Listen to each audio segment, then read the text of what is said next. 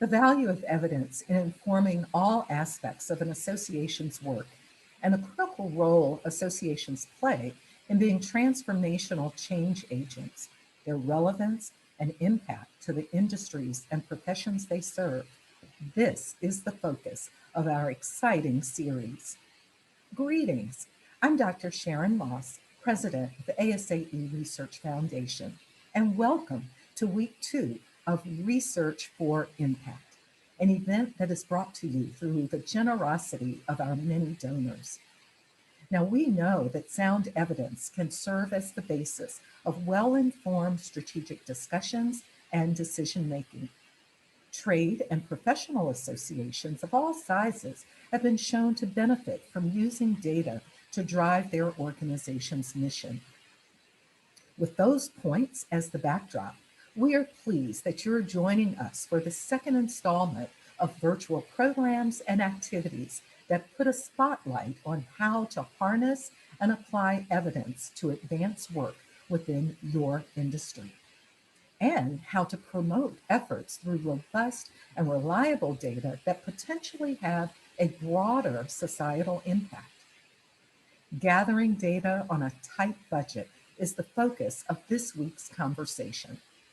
We're hearing from several association professionals, especially our small staff association leaders, on their experiences and lessons learned in leveraging the use of data in their organization's work.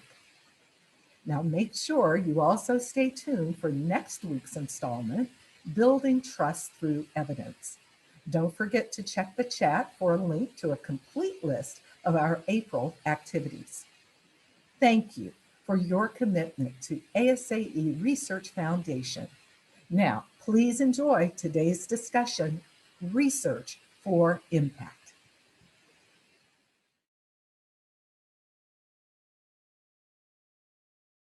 Thank you all for being here this afternoon. It's Friday, so I hope that your week has gone well.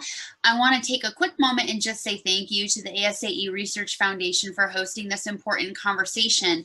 I'm Christina Llewellyn, by the way, and I'm the Executive Director of Atlas, which is the Association of Technology Leaders in Independent Schools. I serve on the Small Staff Association Advisory Committee. And so part of where this discussion originated as we were planning for this Research for Impact programming is that as someone from a small staff association, it's awesome to go to events in the industry and look around and talk about best practices. And we all know what we should be doing with data, or we have concepts around, what we studied preparing for our CAE when it comes to data and research and what we should be using it for in order to further our missions. But actually doing that on a really limited budget can be frustrating. So our game plan today was to get some brilliant minds in the proverbial room, in the Zoom room, to have a conversation and talk about gathering data with limited resources. We're going to, of course, hear some of their case studies. I'm gonna ask them and talk a little bit about how they operate at their associations. And we're gonna kind of address what to do now that COVID has thrown a massive monkey wrench into the works. How do we use data from pre-COVID, from the before times? Because in a lot of industries, that data is useless, just depending on what, what industry you serve. So we're going to kind of kick this off. And what I'd like to do, as you see there, my esteemed colleagues on the slide in front of you. And so what we're going to do before we take down those pictures is I'm going to ask them to introduce themselves, but I'm going to do so with your first assignment. And that is, could you please, presenters, could you please tell us a little bit about, not only introduce yourself, but please tell us about your organization. So just give us a sense of from whence you come, and let us know who you work for and what your membership is like. So Laura, why don't I kick it over to you first? Thank you, Christina. Good to be here with you all. My name is Laura Lewis, and I'm Chief Communications Officer of Crew Network and Vice President of Crew Network Foundation. And I've been here with Crew for 5 years and in the association world for 9. Crew stands for Commercial Real Estate Women Network, and we were founded 32 years ago to bring women in commercial real estate together. So unlike residential real estate, commercial real estate women are definitely the minority and underrepresented. We have nearly 12,000 members globally, and we have 25 staff in 3 locations. And our mission is to advance women through business networking, leadership development, career outreach, and research. Thank you. How about now we go to Enid-Mai? Hi, my name is Enid-Mai Jones. I am the Senior Vice President of Lifespan Network Beacon Institute. The Beacon Institute is the education affiliate for Lifespan Network. Lifespan Network is a state association for senior care post-acute providers in the state of Maryland. I have been in the association space for over 15 years, 13 of those years at Lifespan. I'm also an ASAE Depth Scholar. Great, and Wendy Jo. Hi, I'm Wendy Toyama. I'm the Chief Executive Officer for the American Academy of Hospice and Palliative Medicine. We're an interdisciplinary association, and we're dedicated to ensuring that those facing serious illness and end of life receive the care that they need. We have about 5,000 members across the country. I'm a new member to the research committee at ASAE. I've served on ASAE's D&I committee as a past chair. And my last organization actually was also an interdisciplinary association with a budget that was less than $2 million. So definitely spent time in a small association. So you bring that perspective as well. Thank you so much. All right, so before we get to where we drill down into some of the specifics, I think it's going to be useful for our audience to learn just a little bit more in terms of the context, right? So what I'd like to do is set the scene a bit and ask you to tell me a little bit about the data or research culture at your organization. So, where does this drive for research come from? Is it something that's coming from your board? Is it something that's coming from your staff? And, how do you kind of go about looking at it from a resource perspective? So I'm kind of trying to get a sense of, what's your research culture like, and do you invest, kind of how do you invest in that, or how do you carve out resources for that culture? Want me to call on you still? All right, we'll just go around that way. How about I stick to Laura first? Thank you. Yes, so Crew is very fortunate. Our data-drivenness starts at the top. So our CEO, who comes from a marketing communication background, is very data-driven. As am I, as a marketer. I want to know the data, the analytics, what's happening. And we have staff and board buy-in as well. And the majority of our members actually work in data quite a bit as real estate professionals. They're into market trends and CRE pricing and loans, for example. So they don't shy away from numbers. And we feel strongly that to affect change in commercial real estate for women and other underrepresented groups, that we have to have data to support our efforts. So if we don't have the numbers, the data, how are we going to advance our mission? Advance women, pay parity, and things like that. So we have had a long-term research agenda. It started about 16 years ago when the board of directors initiated. They said, hey, we need data. And so we budgeted for every year for 16 years. And when I mentioned like sort of 4 pillars earlier, research was one of them. And it really is one of our cornerstone initiatives at Crew. And sort of how we approach budgeting or some of the resources is we earmark a benchmark study every 5 years. Instead of trying to do a huge project every year, we do it every 5 years. And in the years in between, we kind of scale down and do research publications. So in every 5 years, we know it's coming. We can raise and allocate those funds accordingly. And so that really helps us, be a lead, kind of a lean organization, but always have a publication and agenda on hand. And I would imagine, since your members are sort of data focused, they know the 5-year cadence. They know it's coming, and they probably wait for it. They ask for it. They ask for it. And similarly, media and other researchers in the industry, when is your next benchmark? When are you going to have updated data? And they begin to expect it. That's great. Enid-Mai, let's go to you now. Ours is a little bit different because we are made up of nursing homes, assisted living, and that post-acute long-term care industry that is already very highly regulated. And so data mining is not something we really have to do a lot of, because the data is there. The data is there when you come to both federal and state.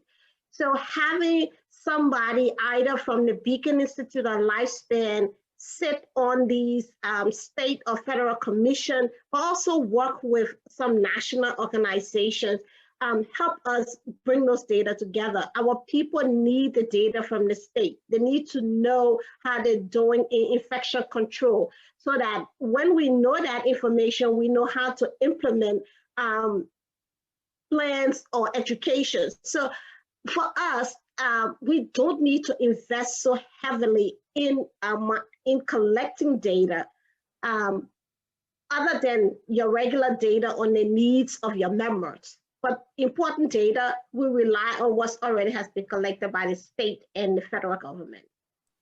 So we're going to stick a pin in that, Enid-Mai. I'm going to come back to you on that because we're definitely going to want to talk about some of those partnerships that you have. So we'll come back to that. Wendy, tell us a little bit about your kind of data culture and how you carve that out. Yeah, I think ours may be a bit more like everyone there. You know, we do ensure that data is a part of the decision-making process.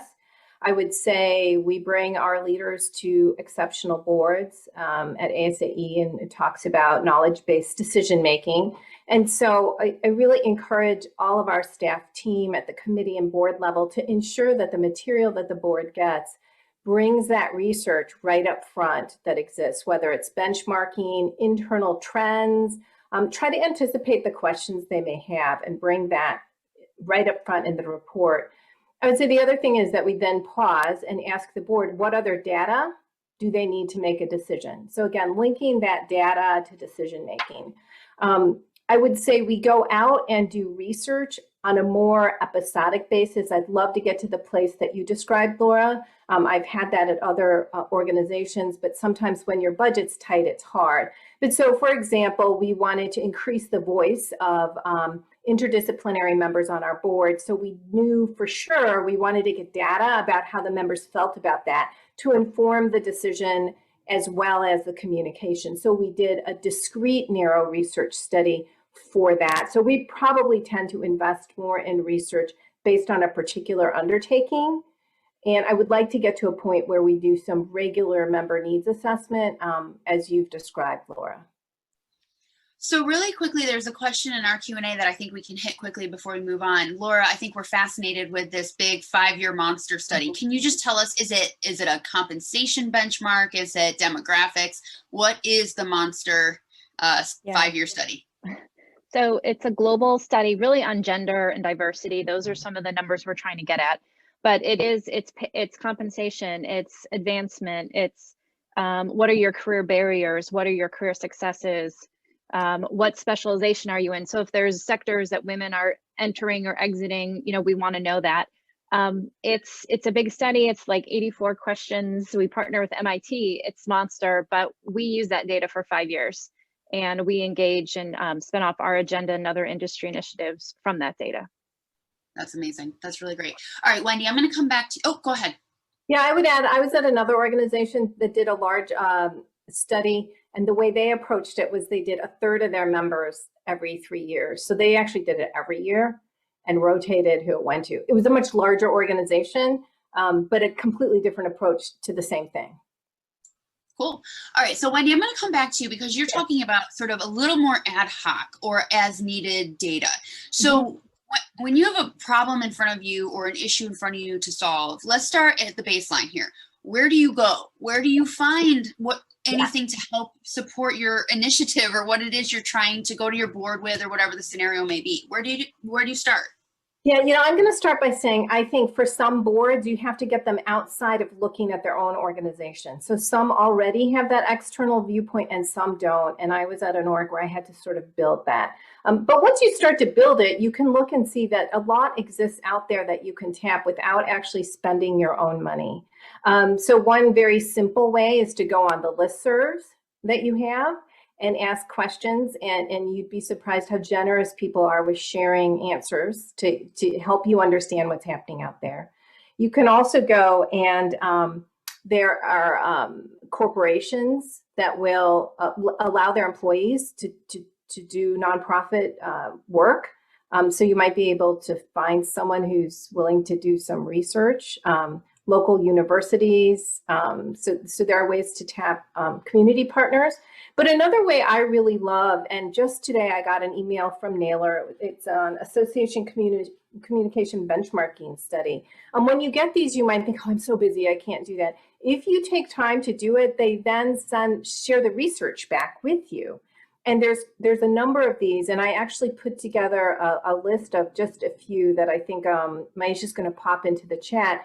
But I would highly encourage you to check out some of these. They're often vendors, and yes, they may be looking for business, but they do put together good surveys that can give you a sense of what's the IT spend or what's happening with social media or any number of topics. So I highly encourage you to go out and look for those or participate in them when they cross your email. I love that. Thank you for that resource, Wendy. I really appreciate it.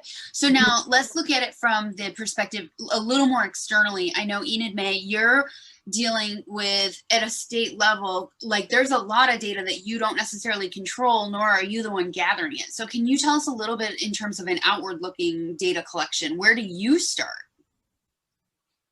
Oh, you're muted, my friend. I mean, it had to be somebody. So it's Enid-Mai, you win the prize of the day. No, I always start with my secondary source. That's important to me because I give you an example. Everything most of my members do, especially if they accept Medicaid patients, they're tied to the federal government. Another thing that affects them highly is, for example, the transition of a resident from nursing home to the hospital and back. That can affect how they are paid. So when I want to examine how that trend is affecting them, there's no need for me to go ahead and collect that information. We have that information through several sources, not only from the federal government, but the state of Maryland, because the state of Maryland does have a secondary partner, which we do have a liaison to that collects that information, and we can drill down in that information to better serve our members by then deciding and carving a segment of that data and either training, educating, or even using that to pass legislatures that affect the industry. So for us, primarily, it's a heavy reliance on secondary data. Yeah, and what's interesting is that, you know, in the spirit of there truly is an association for everything, I can say that even in my organization, so we represent CIOs, technology leaders, but they're within a certain very specific universe, independent schools, private schools. So we can take sometimes what we'll do is look at a technology stat, you know, investment in technology, numbers of cybersecurity attacks globally. We saw during the pandemic that there were big national tech tracking companies that were issuing numbers around the increase of cybersecurity incidents. We would drill that down and then interpret it through the lens of independent schools, because we were also seeing numbers going up, but were those numbers going up at the same rate? So what I love about what, you know, both Wendy and Enid-Mai happen to be kind of framing up for us here is sometimes you can take, you know, big stuff and then drill it down into your specific universe for your needs. And Laura, I know, you know, you sort of touched a minute ago about how the Monster Survey, which is now officially its name, according to me, the Monster Survey sometimes influences and directs your strategy. Can you touch on that for us for a few minutes? Like, what do you do with that when some kind of data pops and you go, oh, okay, that's happening. What do you do with that? So I really think it allows us to advocate for our members. I mean, we're talking about things like equal pay, advancement opportunities, finding a mentor or sponsor. Like, those are really important things to advance our workplaces and women and different groups. And they benefit. It's in return, it's a benefit to our members that we do this research. It's a benefit to companies because, you know, when women are in the workforce, everything does better. And to our industry. So we have a lot of stakeholders, but then we can also drive our internal programming. So if we find that women need, they're not negotiating well enough maybe, or there's a skill that's lacking, or, you know, they're shying away from commission-based positions, we can include that in our offering and offer that back to our members. So it's a very external side with facing the industry, and then it's internal too, and how we drive certain things at Crew. So one of the things I want to move to is about if you're small, one of the ways that we can kind of amplify our ability to collect and do something with research or data is we can find some partnerships. Now, I know that during the pandemic, as a very small organization, one of the things that I found is that with this, there's a side hustle economy going on, right? There's a gig economy. And so we were putting together a compensation benchmark that didn't exist before. And I wanted it to be built with, you know, an analyst's eye. And so we had the numbers, we just didn't have the cruncher. So what I found was going to a university, an institutional researcher who had a master's degree in this type of data crunching. You know, it was her weekend gig.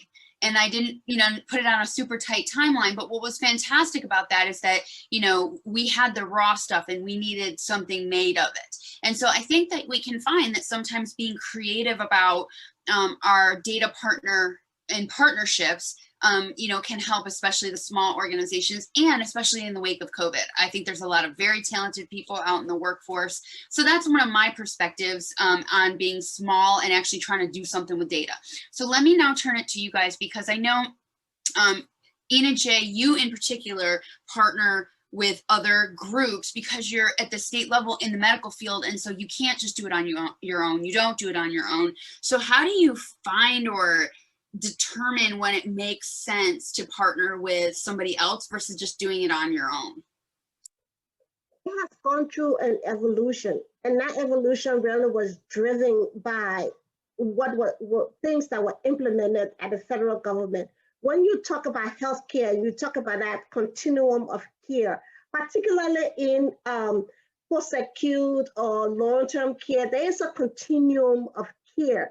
You have, for example, somebody may be in the hospital because they fell, then they're released to a nursing home to do rehab and then release home. So that is a continuum of care. Right there you have the Maryland Hospital Association, Lifespan, and Home Health all having to be involved in this person's care.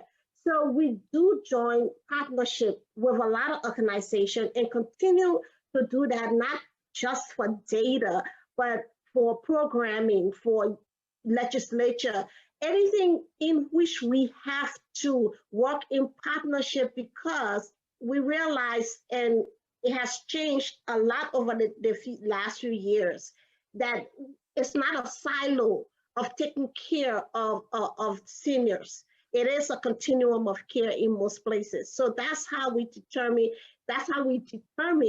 that partnership was very important. We draw data from those people, but also a strong partnership with state agency where we have access to those agencies, their numbers, and be able to sit on commissions in the state. Oh, I'm sure that that's helpful too, just to know who to partner with. That's really good. Laura, I know that you have something super creative when it comes to how you underwrite some of this in terms of, you know, just partnering up. So can you tell us a little bit about that, because it's pretty unique? Yeah, so I'll talk about the monster study and how we fund it. But so the MIT Center for Real Estate has been our partner the last 3 years, 3 times for the benchmark study. And, you know, this is an investment, but we've been, as you said, really creative on how we can work it into our budget. So, you know, MIT is on a different fiscal calendar than us. So we are able to offset, put the budget in 2 of our fiscal years. So we pay for half of it, you know, in 1 year and half of it in the other. And that really helps us offset the cost. But we also get underwriters that are industry partners, similar organizations who are stakeholders who, you know, want the data as well. They participate, they're fantastic. So we, you know, work up a couple years and we collect underwriters to help us support the research. And not only do they support us financially, but they help us disseminate the surveys to their people, to their members. So it's really a win-win. And then on the back end, we provide them with programs if they'd like it. We pull out their data specific to their sector or their audience. And so they get sort of an insider's view of the data as well. So we've found that to be successful with our benchmark study. I'm going to toss this out as anyone who wants to can call the ball. Is that we got a couple questions kind of brewing in the chat that are in this kind of realm. So one question is about, do any of us do research that's specific to our corporate partners, such as benchmarking data or providing demographic data, trend data? So that's one of the questions, if you have any experience with research or data with your vendor partners. And then I think that the other question about the partnerships you kind of just addressed, Laura, but ultimately my question is this: while we're in this topic of partnerships, are there any other external sources that we haven't talked about yet that association executives who are interested in trying to explore these options, what haven't we talked about yet that they should know about? So 2 questions, I'm going to send it to Wendy. 2 questions, do you do sponsor stuff? And then also, where else should we look for external partnerships? So Wendy, I'll go to you. Yeah, I can't really comment on the first question, but with respect to the second question, I would say my last association and my current are both 501c3s, and we were able to land a large grant with a donor we had been cultivating and included member needs assessment as part of what would be grant funded. And so there are nonprofit organizations, family foundations that will fund infrastructure projects.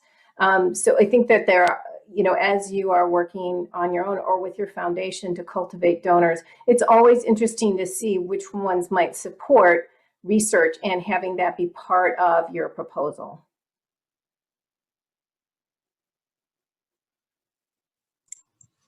Anyone else want to weigh in on our open?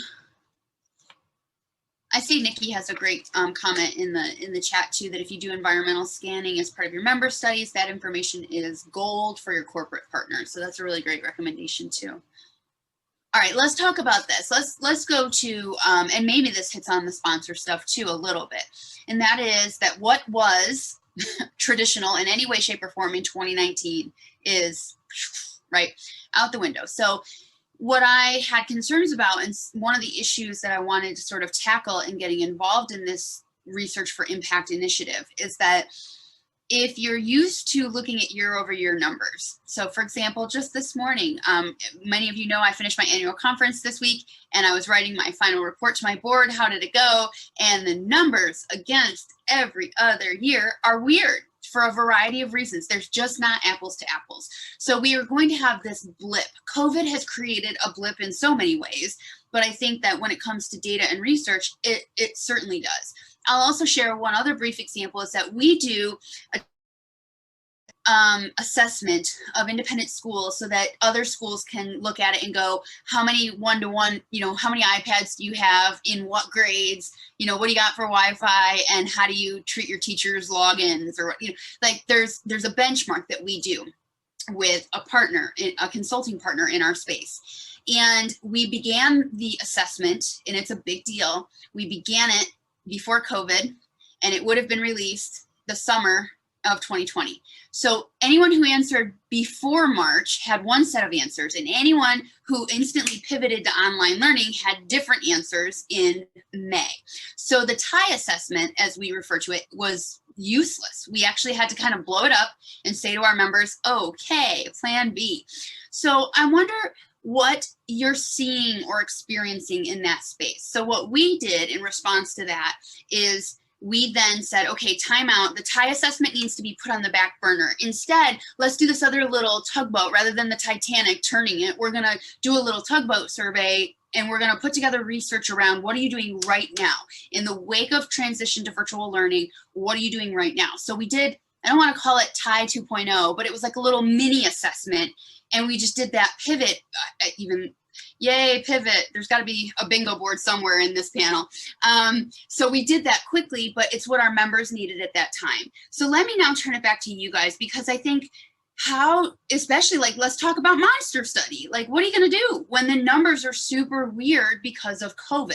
Where are you at in your cycle? So we were super lucky because our study closed March 31st.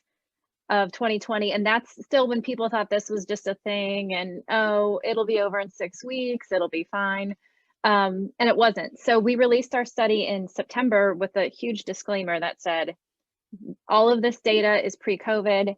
We know things are going to change, but at least we had a snapshot of what the world was like before COVID. But what that has done for us is now we have this sense of urgency. So this year we're going to follow up with a research publication, likely about the effects of COVID on women in the workforce and commercial real estate. Because now we can say, well, we know on March 31st, this is how the world was, and we know what it's like now. And we have a greater sense of urgency for action now, because we know what maybe an economic downturn can do for women in the workplace, for example. And so now's the time to act as people are going back. So we're leveraging it for action.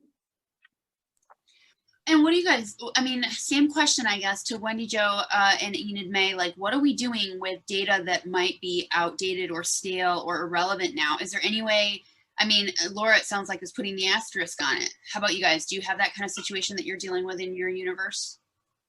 Yeah, for us, a lot of things have changed since the pandemic, is where we were probably slower and slow in acting because we've always been kind of reactive. We have to now be just the same, but react faster to what's happening and try to mitigate a lot of the circumstances. And so because of that, I thought we've seen more cooperation, not cooperation, more ask from our corporate partners and what we call our associate members, because those people and what they provide to the industry also relies heavily on what is happening. So with that, now there's more of a cooperation between us and our corporate sponsors and partners, because we do have that gateway to the federal government and the state government, where they don't have those kinds of relationships with those people. So therefore, they're relying on us more heavily now to get that information so we can break it down and move from there on how we can be less reactive, more proactive in trying to mitigate some of what we are seeing that we were not prepared. We were absolutely not prepared for anything like COVID. We were so not prepared that we had to end up becoming a retail seller of PPE because our people had nowhere to go for PPE. So we opened shop, we ordered, and we were selling and distributing PPE for at least from close to 8 months of doing that because it just wasn't there. So being more reactive, less reactive, more proactive is what is required of us now. And we do need the data. We need the data faster than we ever done before. So our approach was a little bit different. We, the board had desired us to do a compensation study. So we did something that I think associations don't do particularly well, and that is that we didn't do it. We put it on hold because we decided if we had been doing a comp study, sort of like your monster study, Laura, then I think it would have been a different set of decisions we had to make. But because this was going to be our first one, it didn't feel like the first comp study during COVID made sense. So we put a pin in that. And then the other thing I would say is we did have a federally funded macro grant to develop quality metrics for patients. So we were in a data collection phase on our measures. And what we did as a result of COVID actually was just extend the deadline because realizing that, you know, the folks that we were working with were spread very thin. So we extended a deadline. A little bit different because they're patient metrics, but still, I think, you know, not doing something and deferring or delaying are also options when you're facing something disruptive like a pandemic. Absolutely. Yes, thank you for that. So we have a question from Chris that I want to address. The question is recommendations for firms conducting environmental scans, ?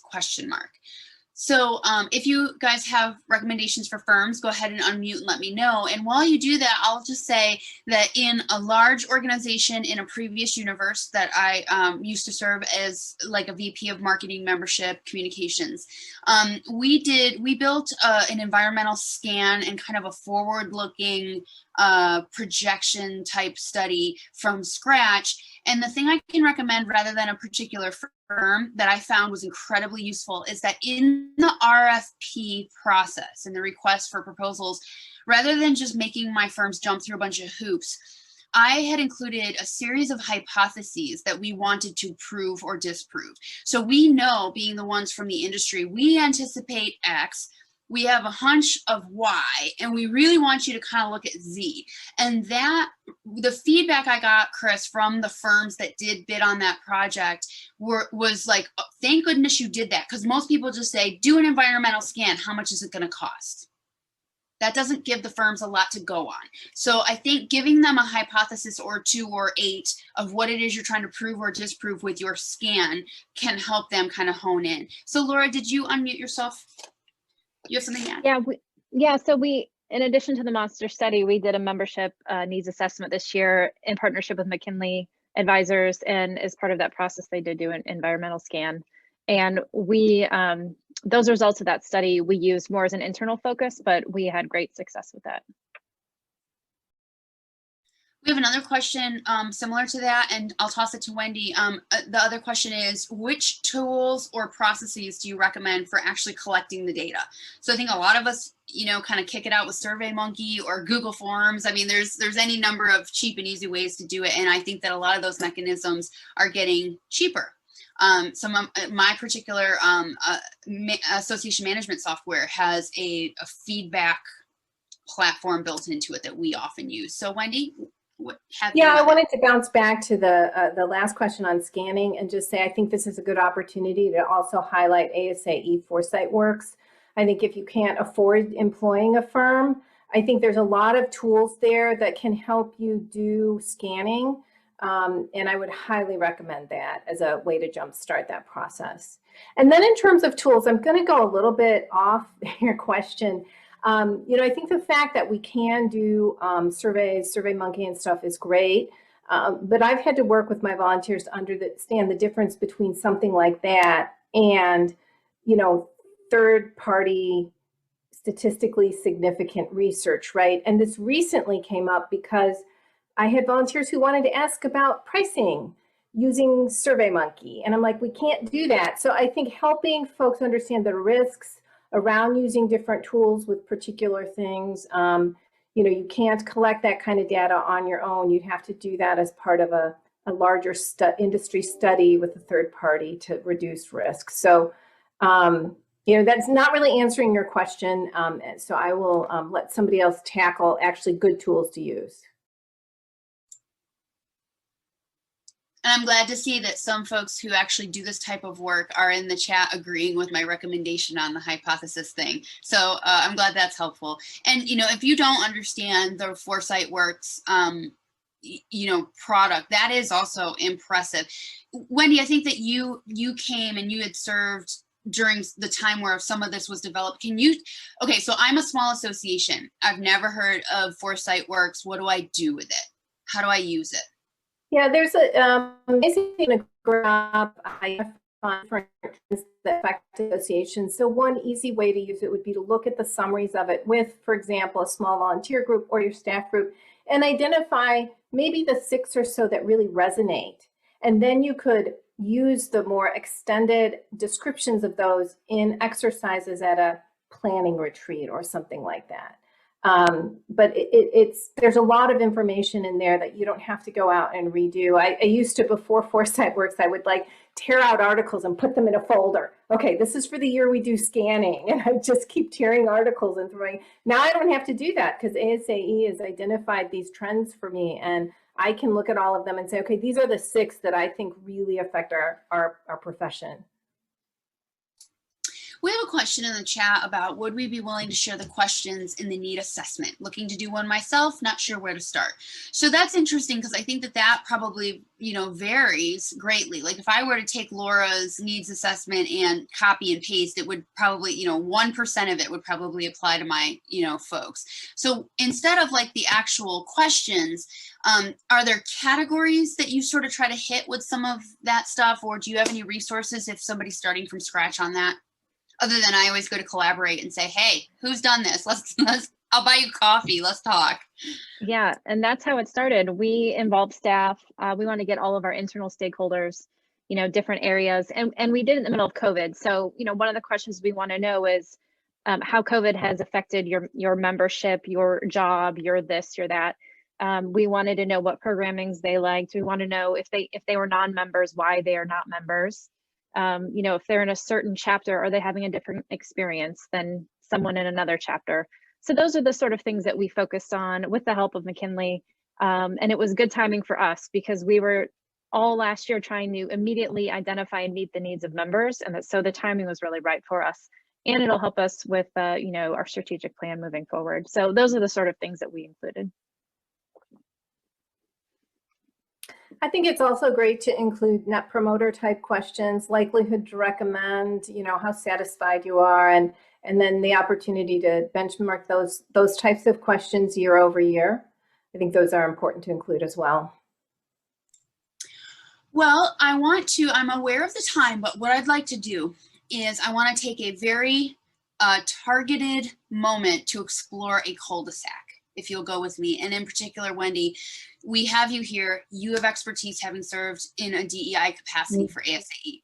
So can I just carve a timeout for a second? Because so many of us are trying to figure out, myself included, we're very committed to our DEI work. It's even more amplified given recent experiences in our society. So for those of us who are trying to make progress when it comes to either tracking, research, communicating with our board, our DEI efforts. Can you speak to us a little bit on your perspective on that? Yeah, I think I'm just going to give you our own example. We were a little ahead of the game with our DEI. We've won the first Power of A award at AHPM, but our strategic plan is around creating a welcoming environment. It's around, softer things. It doesn't have any metrics. It doesn't include justice. So I think some of what folks need to do is really lean in and determine what measurable outcomes you want to see on this front. And I think there's such a tentativeness around this because people won't respond to surveys. They'll be offended if we ask. It'll look like targeting. And I'm like, stop. We just need to lean in. What other thing do we do that we don't measure outcomes? Why wouldn't we measure outcomes here? So I think the first thing is to get leadership and everyone agreed that this is important. We need to define measurable outcomes, figure out what they are, and then collect that data. And I know that there is some risk associated with collecting some of the data. So really understanding, for example, we don't need the birthday. We want the birth year because we want to be able to segment by age. So we don't have to keep the identifiable birthday, right? So I think understanding what some of the risks are and then making the business decision that we want to collect the data is it's so important. You can't measure progress if you're not collecting the data. And I would say the piece around people being uncomfortable, some of it is explaining why you're doing it, right? Telling the story, how you communicate, what the narrative is. And then, yeah, you're going to get a few people who complain. Does that mean you don't do it? No, it's consistent with the values, the direction the organization is heading, what you're trying to accomplish. So the most important to figure out and then the data and measure it. I love it. Thank you. Enid-Mai, do you have something to add on that front? Yes, in addition to determining what you want to measure, I think we also need to assess internal goals versus external goals. Mm-hmm. And very often I see these DEI jobs written up and it's so internally focused, but associations are not guiding the members in this area. And members are also wondering, what am I supposed to be doing here? So for us, yes, we are doing DEI internally, but you still have a group of people that have been together for at least 13, 14 years. So, you know, you work out the little kinks in there, and you get to the point where, you know, oh, after the George Floyd thing in, I could come in and be angry and nobody could be uncomfortable with that. So the focus now is really on external. How do we help our members navigate this D&I world that have never really consciously played a part? But again, even your average assisted living is changing. You have where same-sex couples are now wanting to live in these assisted living. You have to deal with that. You have to deal with not only the resident, but the resident family. So we are finding that also the people who are managing these facilities are getting older. They're moving out. A new generation is coming in that is also in conflict with the residents who are living in there. So there's a whole bunch of things that is going on in our sphere. So for us, that internal goal is very high on our list, because we are doing our best to help our members navigate this area that is so foreign to them. Yeah, thank you guys for going with me on that cul-de-sac. That's an important one, because I think that it's an important conversation that a lot of associations are going through. So here's what I want to do so that I know we have time to do it, and then I'll come back to any other questions that we have lingering. What I'd like to do is I'd like us to go around the circle here, and I would like for you to share your kind of key, like if you had 1 or 2 nuggets of wisdom to share when it comes to data collection and research. What do you wish you had known? You know, what do you wish you had stumbled upon earlier in your career? So I'm going to kind of go around one at a time, and I'd like you to just sort of share your key takeaway so that hopefully our participants today can also take from those key takeaways. So first I want to go to Wendy. Wendy, can you start by telling us just a little bit about your key takeaway? Yeah, I would say that I would talk about research right up front as a CEO when you're interviewing. I'd try to find out what they have, and I would negotiate or set the idea that when I come in, I want to be able to do a member needs assessment. Because I think there's a small window in your first 90 days, first year, where you can kind of get that done. We didn't where I was. It took probably 3 years then of working with the board, bringing it back as a cost item in the operating planning process, educating them on why it was important. It took a long time to be able to fund it at a small organization. So my big takeaway is negotiate this right when you start as a new CEO, that you want to make sure we can gather member data as we move forward. I love that. Thank you so much. I wish I had done that. Thank you. I'll do that in the future. Laura, can we come to you now? Can you tell us what your big takeaway is? Yes, I would say, don't underestimate the importance of your marketing, communication, and PR of your research. So if you produce great research, but you don't have the resources to promote it, only your members may know about it, and then your reach might be limited. I would really suggest having a launch plan, a marketing plan, train your staff and your members to be your spokespeople, pitch the media, invite them to interview your spokespeople. Media seem to really love data. Host a webinar, create a toolkit for your members, create infographics, ask your partner organizations to promote it for you, mail copies to your CEOs and your industry and your lawmakers, send your sponsors. We really believe that reach is so important in your research impact. That's an important part of it too. Thank you. That's fantastic. And it fits this theme, right? Research for impact. Don't just do the research and then do nothing with it. Do something with it. That's fantastic. Thank you for that. Okay, Enid-Mai, you're up. Tell us your life story, or at least your life lesson when it comes to research. It has taken a while to really get not just my board, but just my members as a whole, that we do need to concentrate on the numbers and not in a silo.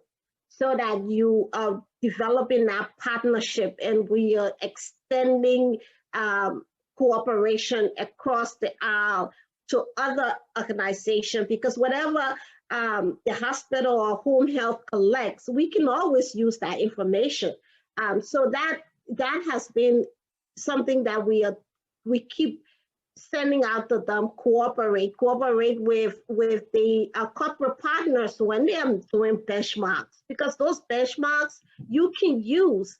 We as an organization cannot afford to do those. So it's important that you answer those surveys and you be responsive, and we press cooperation and the use of secondary research. Thank you.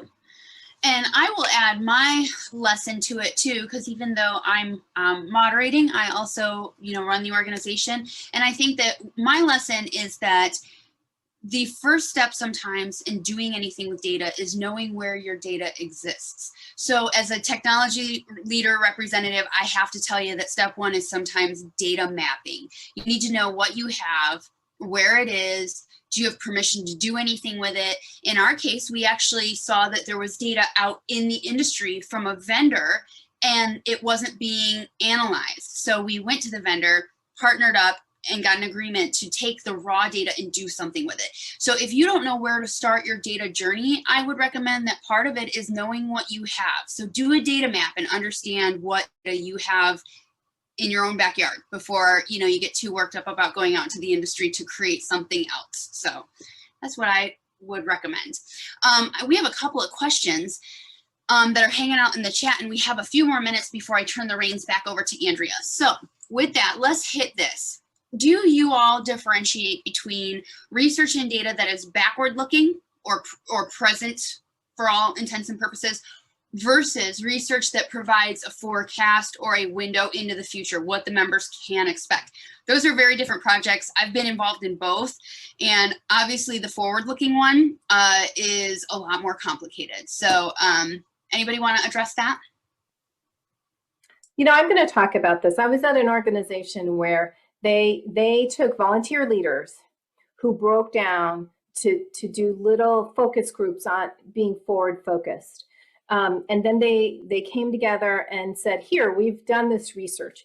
And what I would say about that is that I would really caution people, because your volunteer leaders are your most engaged leaders, and what they think the organization needs in the future may not be what the general member thinks they need. So my experience with this wasn't actually research. It was more focus group.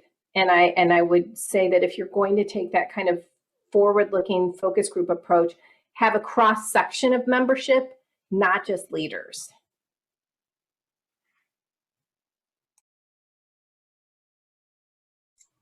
Anyone else want to hit on backward versus future looking? Just to emphasize Wendy-Jo's point, forward looking is always good. We always want to know what's coming down the pipe. But when you can take that historical data and use it to forecast or create scenarios of the future, you can, in some circumstances, better focus where you're going and what the needs are, or anticipate some of the needs. So that is how we use our data, because forecasting is so different when you have a whole nother body, the federal and the state, making their own determination of where you should be going. So, anticipation is what we rely on, and hoping that we can steer things down that road or be able to pivot, like we had to pivot in 2020 to a whole nother level. So again, that's just be mindful, as Wendy-Jo said, we cannot emphasize that enough. Be mindful of forecasting and who you bring together to do that forecasting. When you have a wide range of age difference, when you have administrators who are millennials and then you have baby bloomers, forecasting can be quite different. Those people and their future, when they see the future It's They a whole, define that differently. oh yeah, I'll define differently.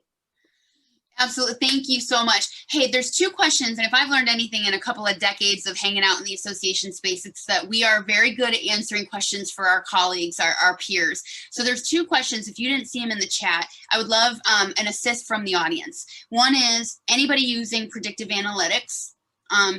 Hop in the chat, connect up. And the other question is, what is Net Promoter Score? So if somebody could handle that in the chat, that would be great, because at this point, I've come to the time in the agenda here where I need to first thank Laura and Wendy and Enid-Mai. It's been such a pleasure both preparing for this session, getting to know you, like these lovely women who are super intelligent and have this whole data thing under control. You guys have been an absolute pleasure. I'm so glad to be in your circle. And ASAE Foundation, Research Foundation, thank you for hosting this important conversation.